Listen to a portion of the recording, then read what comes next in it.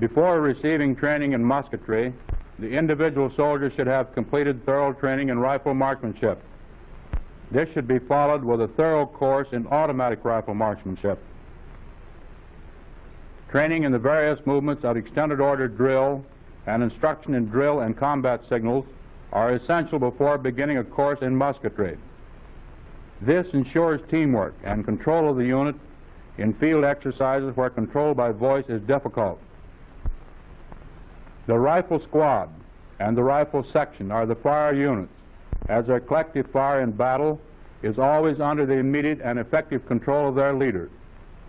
The application and control of collective fire of rifle units is called musketry. Musketry training is divided into 5 consecutive steps. These are range estimation,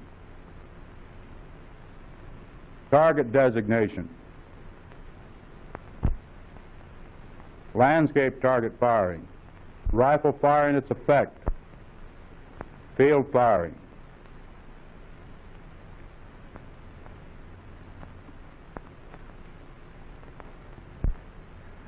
No matter how well rifles are aimed, the resultant hits are dependent upon the accuracy of the estimated range to the targets. Range estimation applies to all weapons. The fire with a range either greater or less than the true range to the target will result in the target not being hit, will waste ammunition, and disclose your own position to the enemy. The 3 methods used to estimate ranges are estimation by eye, use of tracer bullets, and observation of fire. The method most commonly used is estimation by eye. The individual soldier is first taken out on the ground and made familiar with the appearance of a 100-yard unit of measure on the ground. Markers are placed at 100-yard intervals up to 500 yards over varied ground.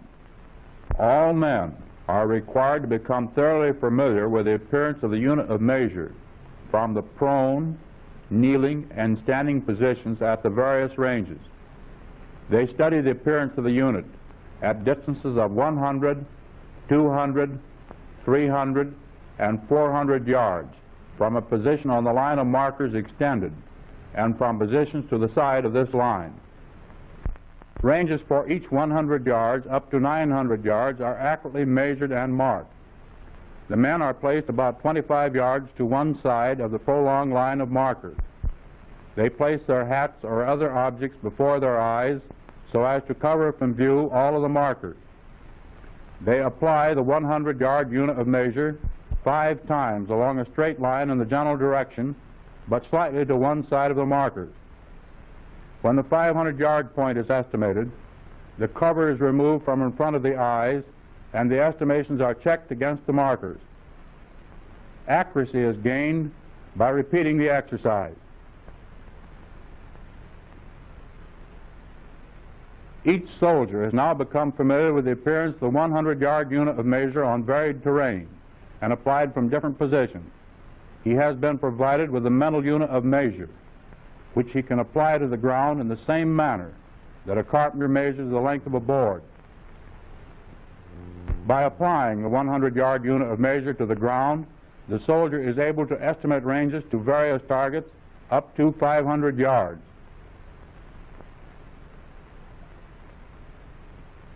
Application of the mental unit to ranges in excess of 500 yards is difficult, and the method of estimating ranges in excess of 500 yards is to select some point which is estimated to be 1/2 the distance to the target, and then estimate the range to this point.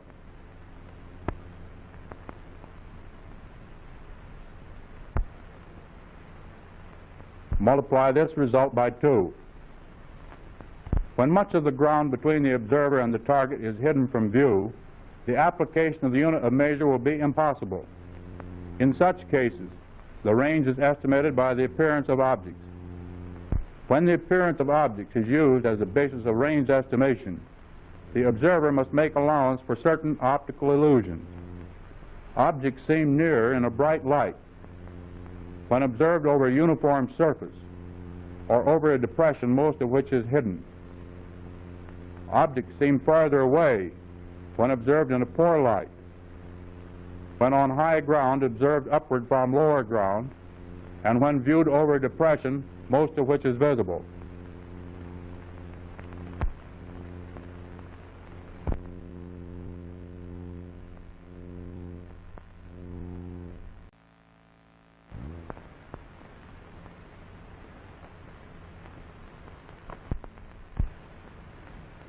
The individual soldier and all leaders must be able to orally designate or point out and describe accurately the target or targets upon which collective fire is to be applied. The quickest, simplest, and best method should be used. Battlefield targets are generally indistinct, and unless their position and extent can be shown to the troops and understood by them, the fire of the unit will have little or no effect. All members of the unit must be familiar with military and topographical terms, as a knowledge of terrain features is essential in locating and describing targets. Some of the principal terrain features are crossroads, topographical crest, military crest, horizon or skyline, ravine or gully, road fork,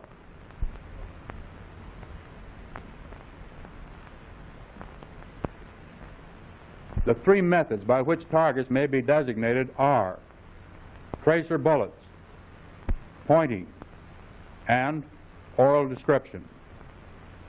Tracer bullets are the quickest, surest, and simplest means of designating a target. Their use, however, discloses our position to the enemy, and in case it is desired to bring a sudden burst of surprise fire on the enemy, some other method of target designation should be used. Scouts or leaders designate targets. The corporal designates a point target. Range 400. Watch my tracers.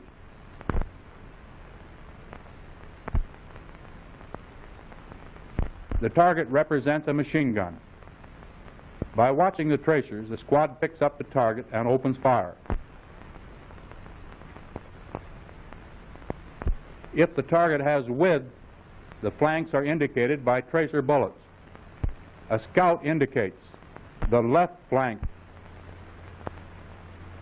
the right flank.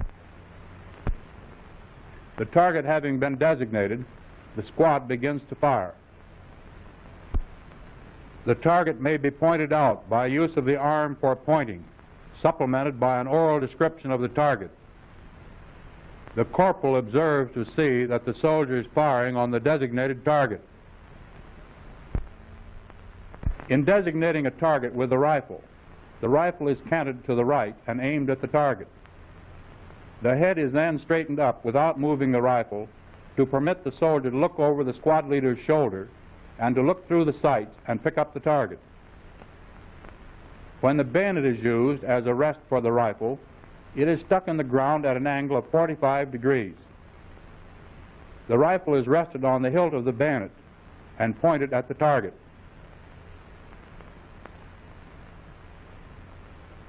Targets may be designated by quick, simple, oral description. Pointing is generally used in combination with this method. The three elements in oral target designation are range, direction, and nature of target. These elements are always given in the same sequence. When the range is announced, the soldier sets his sights before looking at the target. There is, however, one and only one exception to this rule. When the target is expected to be visible for a very short time, it is pointed out before it disappears. The range announced was 400 yards. The sights having been set at the announced range, the direction to the target must be given as to your front, to your right front, to your left front, to your right flank, or to your left flank, as the case may be. The announced direction was the right flank, and the description of the target was group of enemy. Having this information, he readily picks up the enemy and opens fire.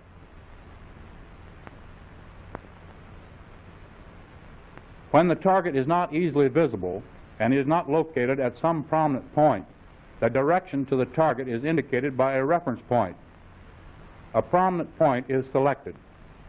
In this case, the church spire is selected as a reference point. This being in line with the target, an enemy machine gun is located in the forward edge of the wood, 450 yards from the observer.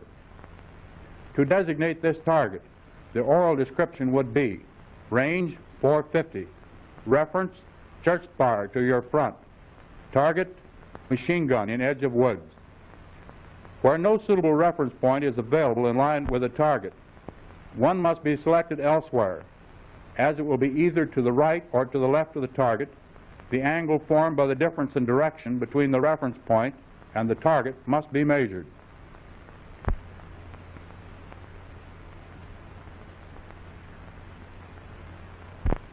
The raised sight leaf, held about 14 inches from the eye, may be used as a unit of measure. This unit of measure is called a sight. To get the correct position for the rifle in measuring sight, the observer stands 20 feet from a wall on which vertical lines are painted 1 foot apart and are 1 sight apart when viewed from the observer's position. The correct distance from the rifle sight leaf to the eye is determined for each individual by pointing the rifle at a vertical line on the wall and moving the eye along the stock until the raised sight leaf exactly covers the space between 2 of the vertical lines. The position of the eye with reference to the stock is carefully noted or marked on the stock. In this situation, the target is located to the right of the reference point. The observer has measured the difference in direction by pointing the rifle in the direction of the reference point and found that when the left edge of the raised sight leaf was in line with the reference point, the right edge was in line with the target. Then the target is 1 sight to the right of the reference point and is announced as right 1 sight. If the sight can be applied 1 1/2 times in the above manner, the target is right 1 1/2 sight, and so on.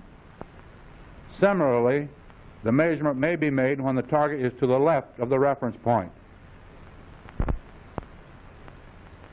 While it is less accurate, the soldier is, however, trained to use finger widths in measuring sights.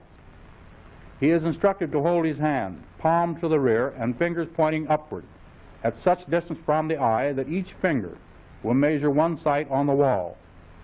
He then lowers his hand to his side without changing the angle of the wrist or elbow, and notes the exact point at which the hand strikes the body.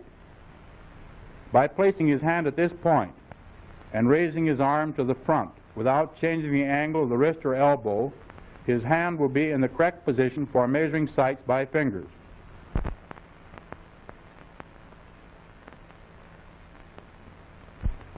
In addition to measuring the angular difference between the reference point and the target by sights, the width and extent of targets may be measured in the same manner.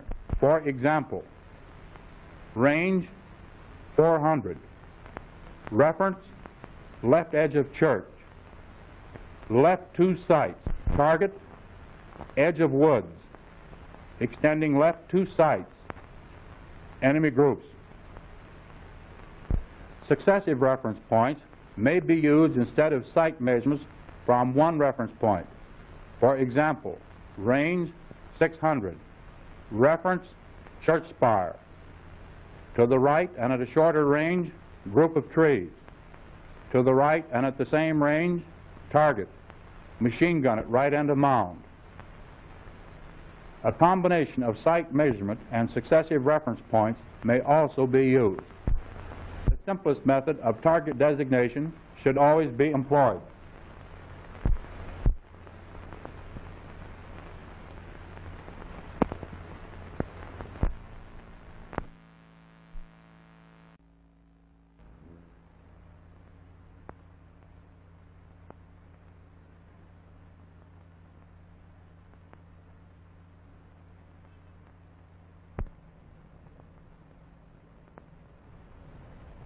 The squad, having made satisfactory progress in the preceding steps, is now ready to be given practice in the application of these lessons by firing at landscape targets. A landscape target is a panoramic picture of a landscape and is of such size that all or nearly all of the salient features will be recognizable at a distance of 1,000 inches. The standard target is the Series A target of 5 sheets in black and white. In order to make all elements of target designation complete, small cards on which are painted appropriate numbers representing yards of range are tacked along one or both edges of a series of panels. In order to provide a target for zeroing rifles, the right-hand panel is replaced temporarily by a blank target with a row of 7 1-inch square black pasters about 6 inches from and parallel with the bottom edge of the target. Firing on landscape targets usually should be done with caliber .22 rifles equipped with Lyman sights. Where caliber .22 rifles are not available, the present service rifle, caliber .30, may be used for firing on outdoor ranges. When caliber .22 rifles are used, the instructor causes each firer to set his sights at 0 elevation and 0 windage. When service rifles are used, the sights are set at 100 yards elevation and 0 windage. Sights of all rifles are blackened. A carbide lamp or a bottle containing kerosene with a cloth wick may be used for this purpose. The squad leader checks to see that all men have their front and rear sights properly blackened. The instructor checks all rifles to see that the sights are correctly set. Then the men take their places on the firing point.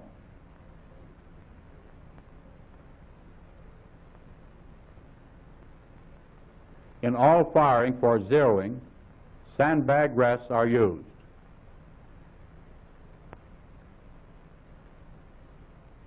Each man is assigned as an aiming point the particular small black paster which corresponds to his position in the squad.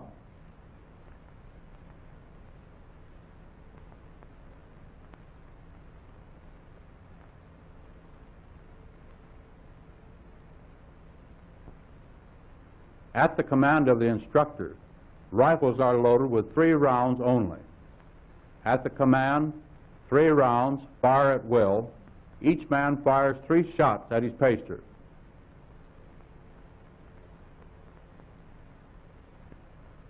When the firing is completed, the instructor commands open bolts. The squad leader checks to see that this is done. The instructor and squad leader then go forward to inspect the target and give each man the necessary correction based upon the location of the center of impact of his shot group for his next shot, as up 1 minute, right 1/2 point, or for the service rifle, up 25, left 1. The firing continues in this manner until all rifles are zeroed. That is, until each man has hit his aiming paster. In order to create competition between squads and to enable the instructor to grade their relative proficiency, exercises fired on the landscape target range should be scored. A scoring device made from wire or a scoring diagram on a sheet of transparent celluloid, each conforming in size to the 50% and 75% shot groups, expect of average shots firing at 1,000 inches, should be used for this purpose. After an exercise has been completed, the zones can be shown to the squad by applying the scoring device to the target.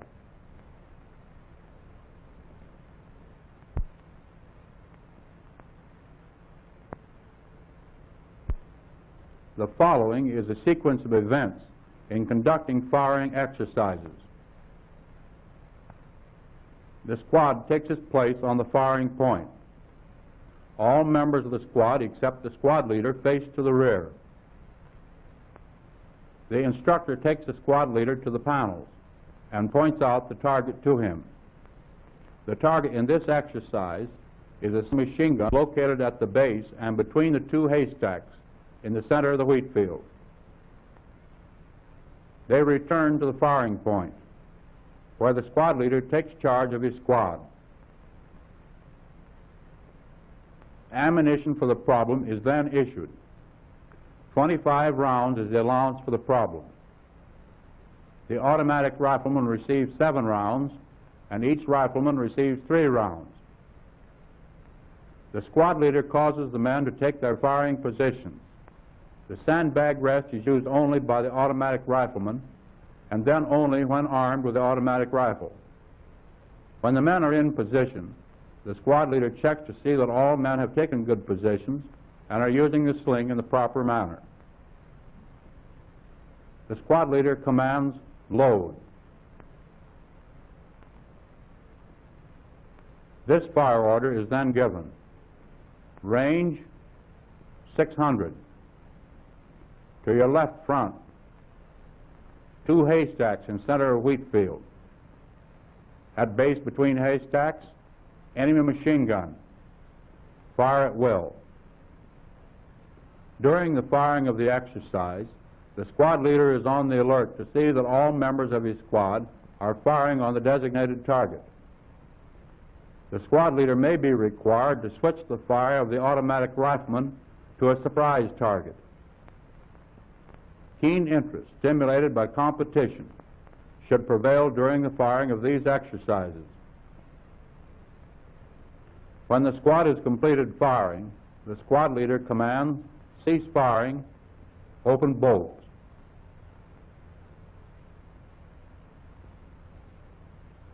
After he has checked to see that all bolts have been opened, the squad is taken forward to examine the target.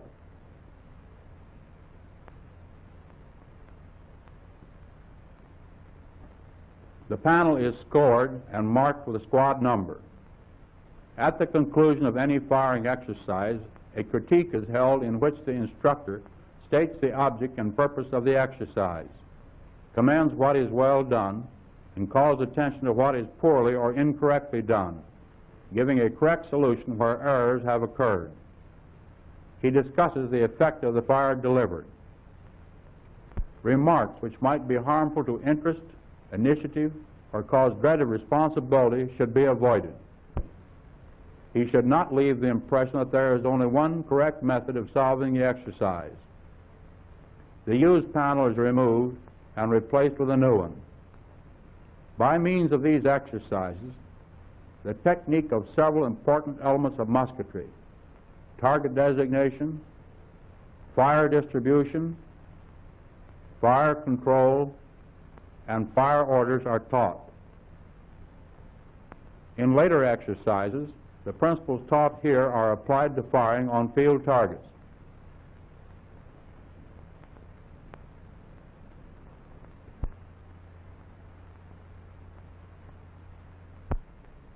Miniature ranges may be improvised as an aid in musketry training.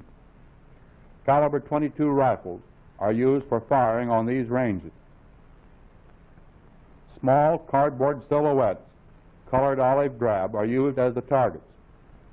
These are glued to small sticks which fit into holes drilled into small wooden beams which may be rotated 90 degrees, exposing or concealing the target when cords are pulled by an operator.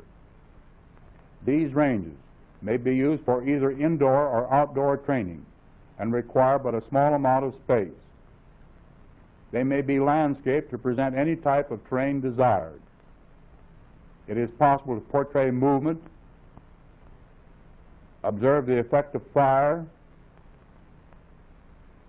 exercise fire control, and present a variety of control targets, including aerial targets if desired. In firing musketry exercises on a range of this type, the interest of the men is awakened and sustained throughout the firing of the exercise, and the leader is compelled to be constantly on the alert while exercising fire control.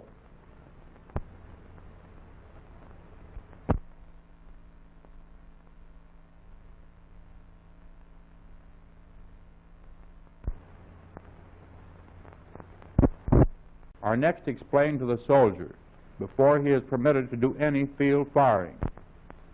When a bullet is fired from a service or an automatic rifle, it leaves the muzzle with an initial velocity of 2,700 feet per second. After leaving the muzzle of the rifle, it begins to encounter resistance from the air, and its initial velocity is greatly decreased. This decrease, together with the action of gravity, causes it to follow a curved path of flight, which is called the trajectory. Because of the great speed with which the bullet leaves the muzzle of the rifle, the trajectory at short ranges is nearly straight or flat. The trajectory at a range of 700 yards does not rise above the height of a man standing.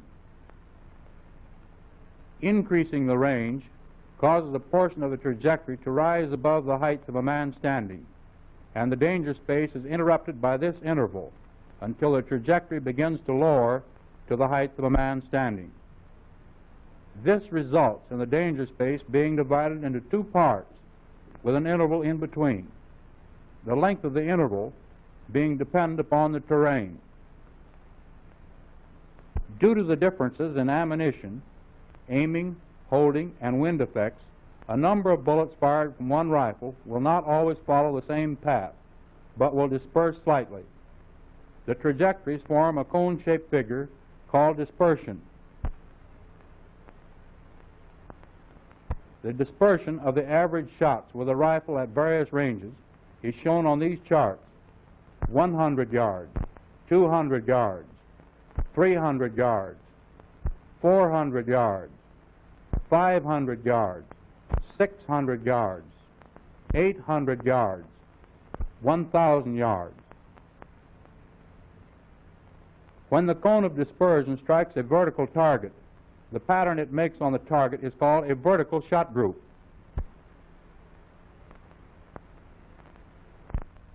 When the cone of dispersion strikes a horizontal target, the pattern it makes on the target is called a horizontal shot group. Due to the flatness of the trajectory, horizontal shot groups have a length of from 100 to 400 yards, depending chiefly on the range. The greater the range, the shorter the shot group. The beaten zone is the ground struck by the bullets, forming a cone of dispersion. When the ground is level, the beaten zone is a horizontal shot group. Rising ground shortens the beaten zone.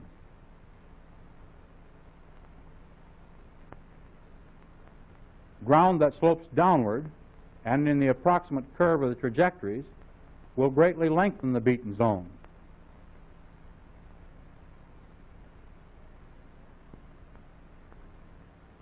Frontal fire is fire delivered at right angles to the front of the enemy.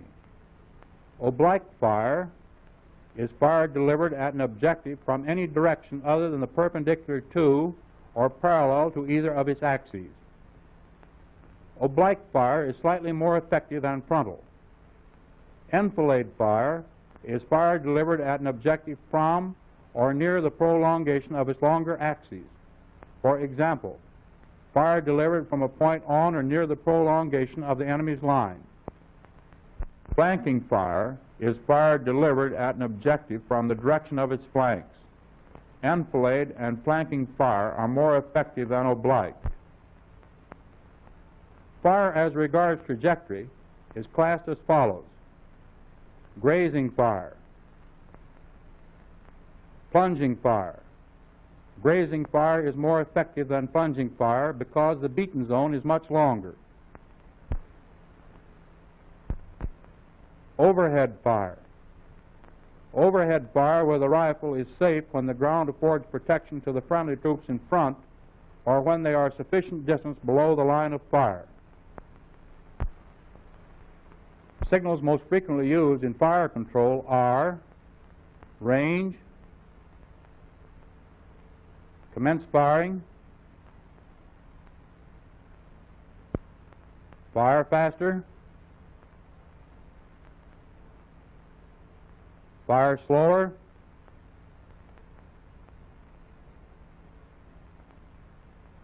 cease firing, fixed bayonets. By making use of cover and the supporting fires of artillery and machine guns, rifle units will get as near the enemy as possible without opening fire. Normally, this should be at ranges less than 600 yards. Rifle fire is seldom used against materiel. However, rifle fire is effective and should be used against low-flying aeroplanes. The different kinds of targets that troops may expect to meet on the battlefield vary from advancing individuals and small groups to groups in defilated positions and in an irregular line or in concealed positions. Where these targets are dispersed and echeloned in depth, proper application of collective fire will be difficult. The enemy disposed in small groups must be located and engaged by fire before any advance can be made. In making an attack, the necessity for extended and irregular formations, echeloned in depth to take advantage of cover and concealment in order to prevent excessive losses, may make it difficult to occupy positions from which the fire of the entire unit can be controlled. Many times the unit may not be able to open fire as a whole, but will have to build up fire gradually as individuals or small groups reach a firing position. In some cases, a target may only be visible to portions of the unit, while in other cases an efficient, well-controlled fire can be delivered by the entire unit. Firing positions must be selected which provide a good field of fire to the front and which will permit control of fire by the unit leader. In occupying these positions, troops must make full use of cover and concealment and take formations which will fit the terrain and be hard to see. The fire of a rifle unit must be either distributed or concentrated, depending upon the size and nature of the target engaged. The soldier must be taught the part he must play in these two kinds of fire. Distributed fire is fire distributed in width for the purpose of keeping all parts of a wide target under effective fire. Its use is habitual on wide targets, and no special command for its use is contained in the fire order. In distributed fire, each rifleman fires his first shot on that portion of the target corresponding to his position in the squad. He then distributes his remaining shots over that part of the target extending to the right and left of his first shot. Unless otherwise instructed, the automatic rifleman will habitually cover the entire target, firing 2 or 3 shots semi-automatic fire each time before changing his point of aim.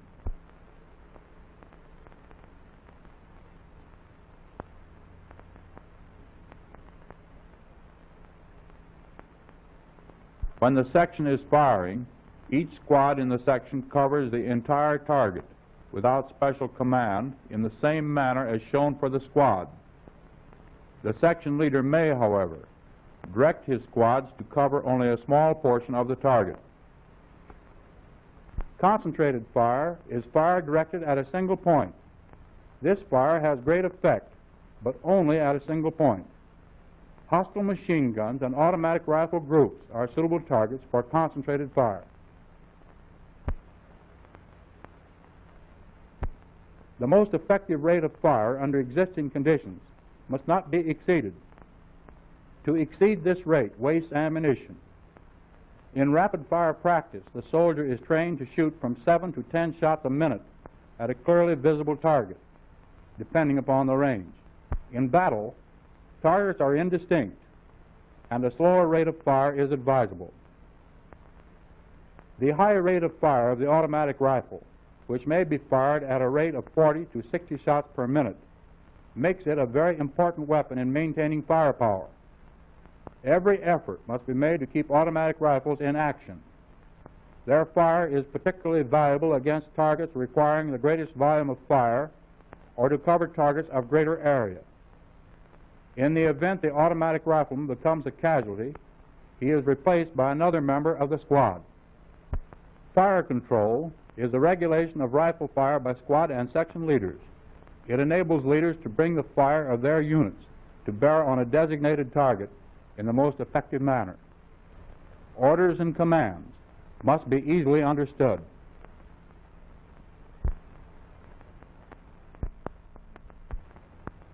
All members of the unit must be familiar with signals used to control fire.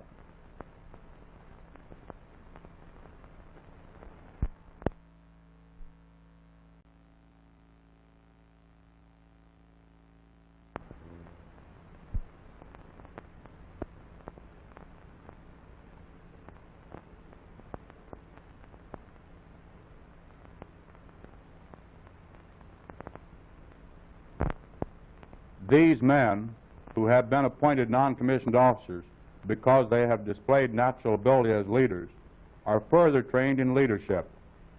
They must be able to estimate situations, make decisions, give commands to carry out these decisions, and most important of all, see that their units carry out the commands given. During musketry training, leaders are assembled and given instructions in combat principles of their units, so that these principles may be applied in carrying out their mission in various combat situations.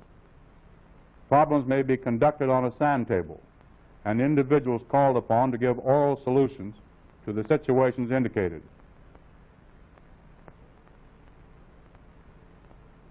Further training in combat principles and leadership is conducted by means of tactical walks, in which non-commissioned officers are required to give oral solutions to situations pointed out to them on the ground.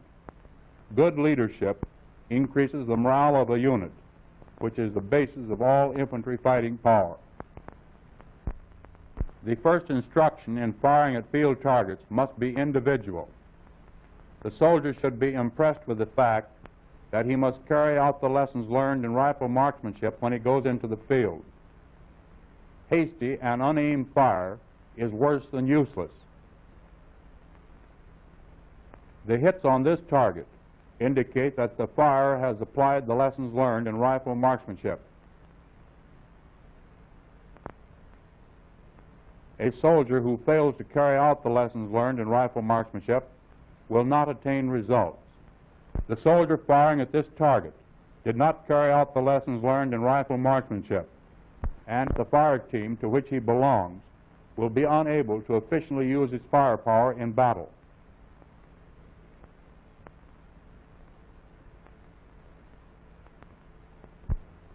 Assault fire is a type of fire sometimes used by assault units when within 150 yards of the enemy and when fire superiority has been obtained. Bayonets are fixed before taking up assault fire. Riflemen halt individually, aim and fire standing. Reload while advancing, advance a few steps, halt, and fire straight to the front again.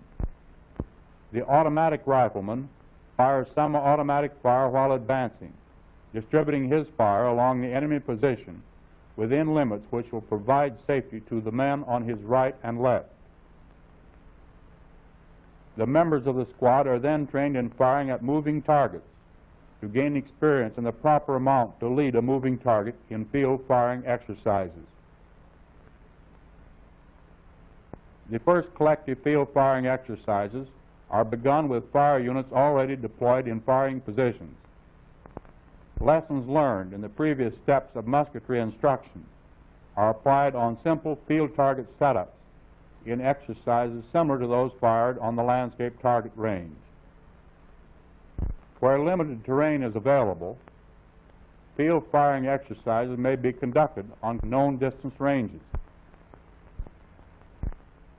The targets can be set up in an irregular line, just in rear of the butts, and the advance be made from the firing point toward the butts. The members of the unit carry out the principles learned in extended order drill and scouting and patrolling in making the advance. As the men reach the butts, they take up good firing positions and engage the targets with collective fire.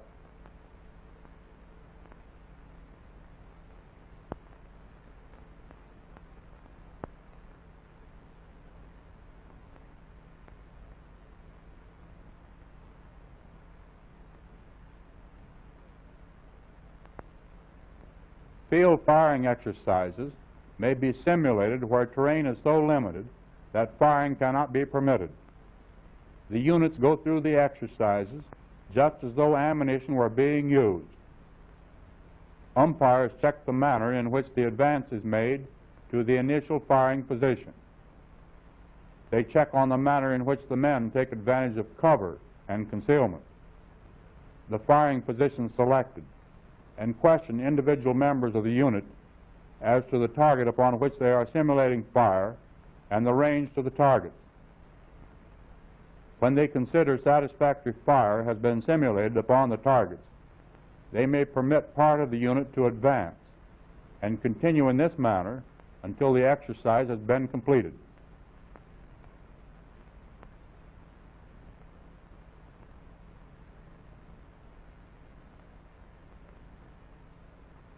Where terrain permits, service ammunition is fired in the exercises. The rifle unit is assembled in rear of the initial firing position where the situation for the field firing exercise is given. Such exercises are supervised by an officer known as the umpire. He presents the situation to the leader. He uses the necessary assistance to ensure safety during the firing. The squad leader thoroughly explains the situation to all men participating in the exercise. This is most important. To have two sights ready for emergencies, sights are habitually set at 300 yards when not in use. Battle sight corresponds to a range of about 550 yards. While less accurate than the peep sight, it may be used when firing at aeroplanes or when time does not permit setting the peep sight.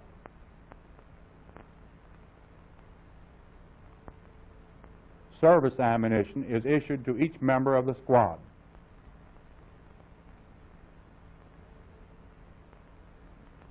The squad leader gives special instruction to the scouts about when to open fire in case the enemy is observed. A unit must be preceded by its scouts unless friendly troops are ahead. The scouts move forward and reconnoiter to locate the enemy. They form a protecting screen to prevent the squad from walking into dangerous areas.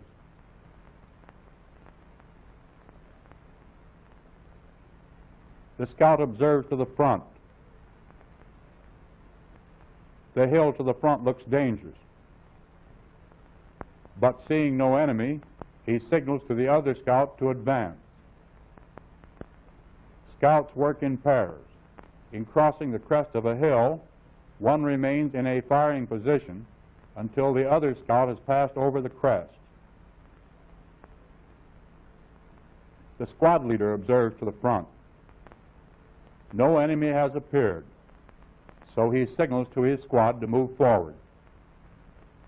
The squad leader crawls forward, making use of cover to study the ground to the front and plan the best way to use his squad should the enemy appear.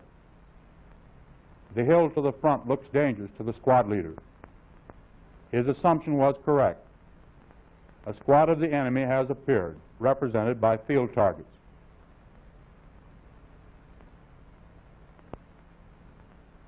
The scouts have observed the enemy.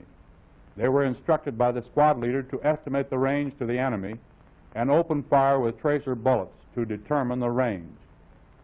The scouts, having determined the range to the enemy, announce this range to the balance of the squad and point out the enemy flanks with tracer bullets. The squad leader sends the members of his squad to their firing positions, gives them the range and location of the enemy so that they may engage the target with distributed fire.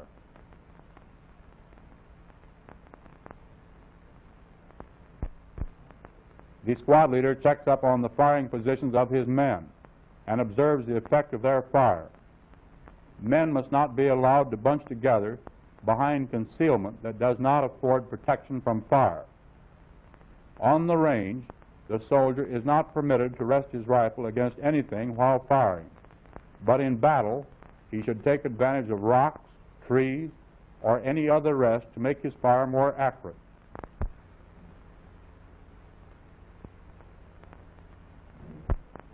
The automatic rifleman increases the accuracy of his fire by using a bipod mount. The loop sling may be used in battle to help steady the rifle, except in the standing position, or when the situation requires readiness for immediate use of the bayonet, or when emergencies demand immediate fire without time to adjust the sling. A machine gun target has appeared.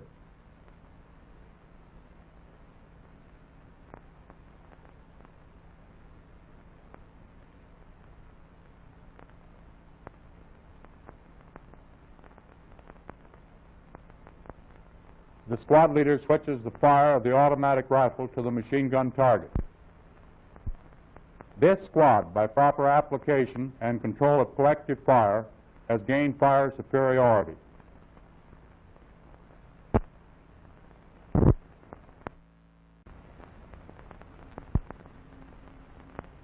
Following squad exercises, section exercises are similarly fired. First, the targets are fairly visible. In later exercises, the targets are more and more concealed.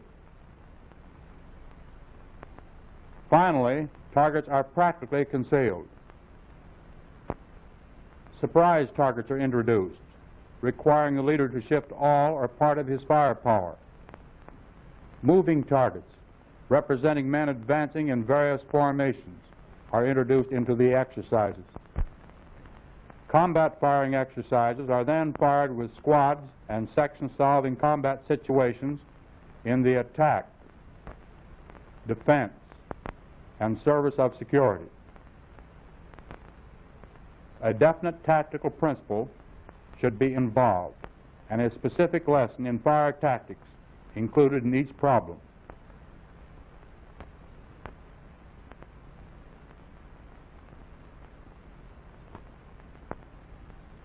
Fire alone does not win battles, but must be combined with movement, morale, and leadership. To defeat the enemy, firepower must be advanced, and finally, troops must close with a determined enemy in hand-to-hand combat. The fire units are now ready for their last phase of instruction, known as combat practice firing, where fire is combined with movement under competent leadership. The section leader decides to send his reserve squad through the woods on the right flank to bring flanking fire on the enemy. Upon receiving the order from the section leader, the squad leader leads his squad around the right flank, taking advantage of all available cover and concealment.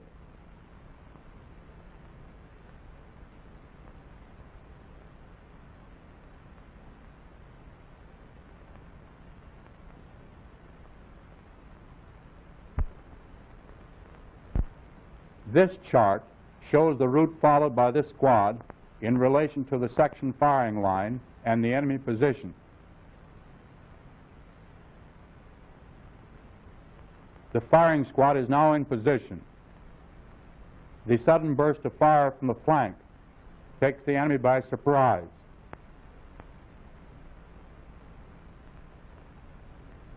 Fire is increased, and the enemy is pinned to the ground, enabling the rest of the section to resume its advance. Fire superiority has been obtained so that the enemy can no longer return an effective fire. The section leader, taking advantage of the situation, decides to close in.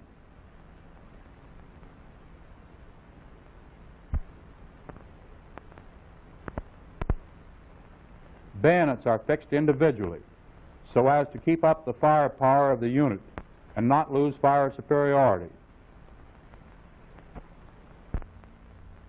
The assault must be launched as soon as the enemy appears to be beaten or shows signs of giving up. The time has come for assault fire. This method is used to keep the enemy subdued until the advance is close enough to make a bayonet charge. The automatic rifleman fires while walking, but the riflemen halt individually, fire every few steps, or when targets appear. The squads have closed in on the enemy. They still hold on. When enemy troops fail to be moved from their position by fire, the bayonet assault will do it. Successful squad and section exercises have been completed due to the proper application of fire and movement of the combat units under competent leadership of the non-commissioned officers in command.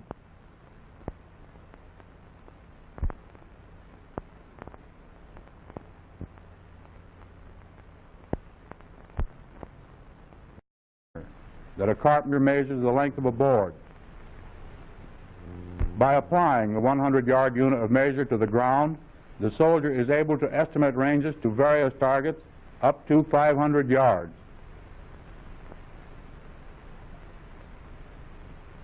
Application of the mental unit to ranges in excess of 500 yards is difficult, and the method of estimating ranges in excess of 500 yards is to select some point which is estimated to be 1/2 the distance to the target, and then estimate the range to this point.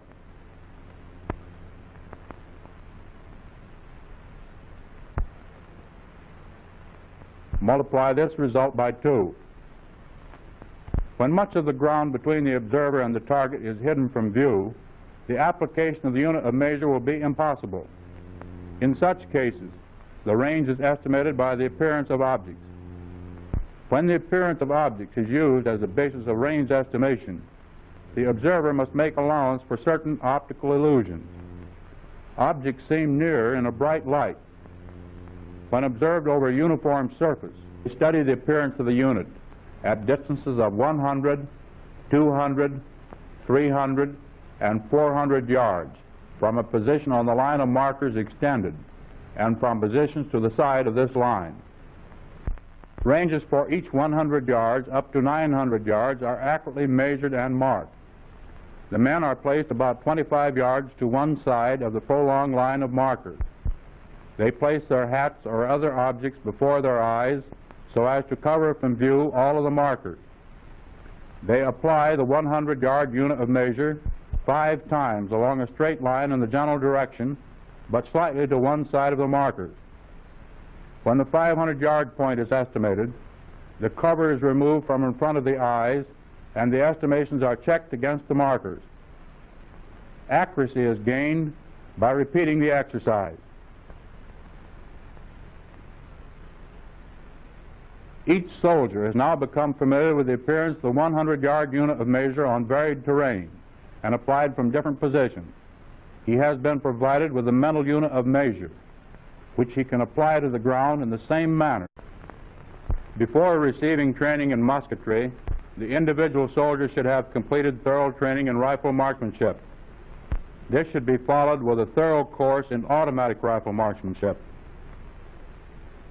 Training in the various movements of extended order drill and instruction in drill and combat signals are essential before beginning a course in musketry. This ensures teamwork and control of the unit in field exercises where control by voice is difficult. The rifle squad and the rifle section are the fire units, as their collective fire in battle is always under the immediate and effective control of their leaders. The application and control of collective fire of rifle units is called musketry. Musketry training is divided into 5 consecutive steps. These are range estimation, target designation, landscape target firing, rifle fire and its effect, field firing, or over a depression, most of which is hidden. Objects seem farther away when observed in a poor light. when on high ground observed upward from lower ground, and when viewed over a depression, most of which is visible.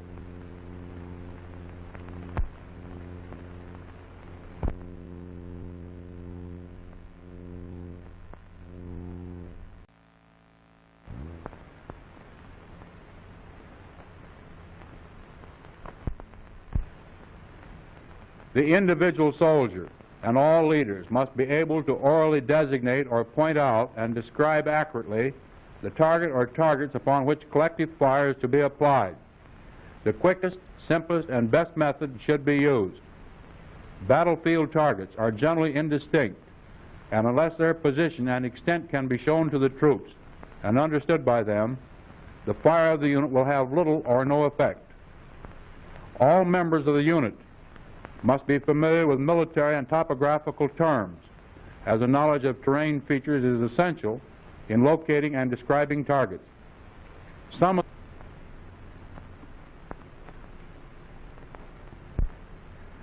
No matter how well rifles are aimed, the resultant hits are dependent upon the accuracy of the estimated range to the targets. Range estimation applies to all weapons. The fire with a range either greater or less than the true range to the target will result in the target not being hit, will waste ammunition, and disclose your own position to the enemy. The three methods used to estimate ranges are estimation by eye, use of tracer bullets, and observation of fire. The method most commonly used is estimation by eye. The individual soldier is first taken out on the ground and made familiar with the appearance of a 100-yard unit of measure on the ground. Markers are placed at 100-yard intervals up to 500 yards over varied ground. All men are required to become thoroughly familiar with the appearance of the unit of measure from the prone, kneeling, and standing positions at the various ranges.